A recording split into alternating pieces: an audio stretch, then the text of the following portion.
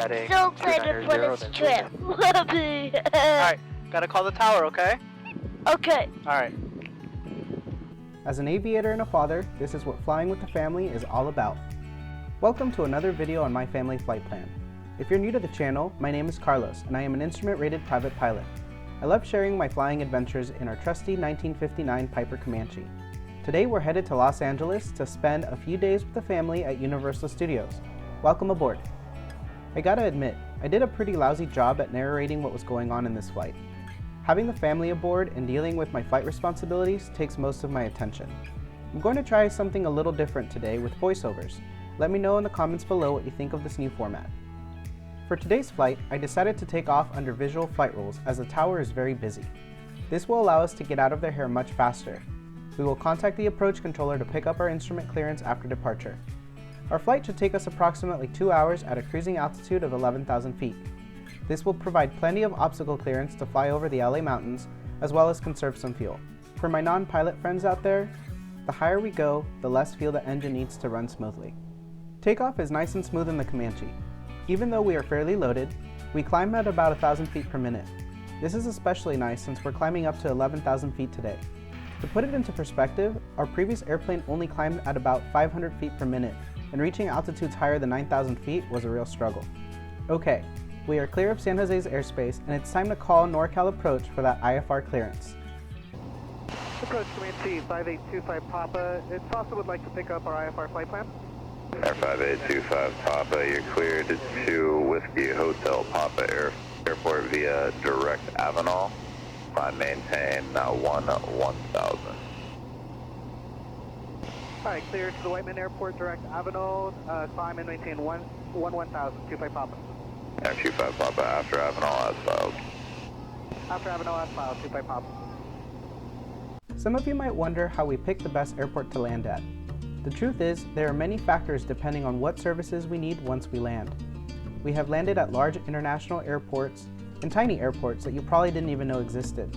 I look at 4 things when figuring out what airport I should land at. The first thing I look at is how close the airport is from my destination. For this flight, we had 3 airports to choose from. We have Burbank, Van Nuys, and Whiteman airports. They are all within a 15 to 20 minute drive to Universal Studios, so we'll call it a tie. Next, I determine if I need to pump gas. Gas prices vary quite drastically from airport to airport. For this flight, I have enough fuel aboard to make it to LA and back without refueling. However, I tend to always top off my main tanks if I have fuel available at the airport. Following fuel, I look at what services are accessible. Larger airports will have fixed-based operators or private terminals. Most offer a variety of services like fuel, overnight hangar parking, a staff facility, rental cars, and my favorite, courtesy cars that you can borrow for a few hours. For this flight, we really don't need any services as we plan to Uber to our hotel, so that wasn't much of a factor when deciding an airport. Lastly, I look at the overall cost. Landing at nearby Burbank and Van Nuys airports would have increased my overnight stay by $60 to $90 a night due to the FBO fees and high fuel prices. Parking at Whiteman Airport was a no-brainer. It cost me a total of $10. By now, you're probably wondering what that silly mustache on my nose is. This is an oxygen cannula, and it is connected to a portable oxygen tank. Unlike the airlines or other higher performance airplanes, our Comanche is not pressurized. The higher we go, the less oxygen our bodies have available. I've noticed that my blood oxygen level likes to dip below 90% when we fly higher than 10,000 feet. Having oxygen on helps me stay alert throughout the flight and avoid hypoxia. Don't worry though. I also have masks and cannulas available for Frey and the kids. They don't usually put it on unless we're on much longer flights. So far, the flight has been fairly smooth and uneventful. The kids and the wife got a nice nap in, and we have cruised for about an hour and 20 minutes. ATC gave us a slight deviation over to the Lake Hughes VOR and then over to Santa Clarita. Pretty much just follow Highway 5. I thought it was pretty funny that ATC gave us 5 vectors to make a 360-degree turn. I wonder if they couldn't just say, turn right 360 degrees, since I was on an instrument flight plan. If you're a pilot or an air traffic controller, let me know down in the comments what you think. The bumps started to increase as we began our descent into LA. ATC asked me what approach I preferred, but I opted for a visual approach as it's a beautiful day and perfectly clear. I loaded up the visual approach on the GPS and lined up for a long final on runway 12.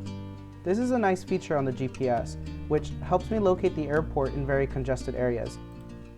As we approach for landing, I make sure to go through my final checklist one last time, especially making sure that the landing gear is down. You'd be amazed how many gear up landings happen because pilots forget to put the gear down. My hope is not to become one of them. Landing at Whiteman is super simple. I did have to be mindful about the airspace around Burbank and Van Nuys airports since I ended up canceling my IF flight plan, but it wasn't that complicated. The kids loved seeing the helicopters parked next to the taxiway, and I gotta admit, so did I. I called ahead to the airport manager to figure out where to park, but that wasn't really necessary. Whiteman has their transient parking very well marked. Well, there you have it. I hope you enjoyed our family flight over to LA in our Piper Comanche. Let me know in the comments below if you would like to see the flight home as we try to beat 60-mile-per-hour winds from an incoming storm. Please remember to like and subscribe if you like this video. We will see you on the next one. Fly safe.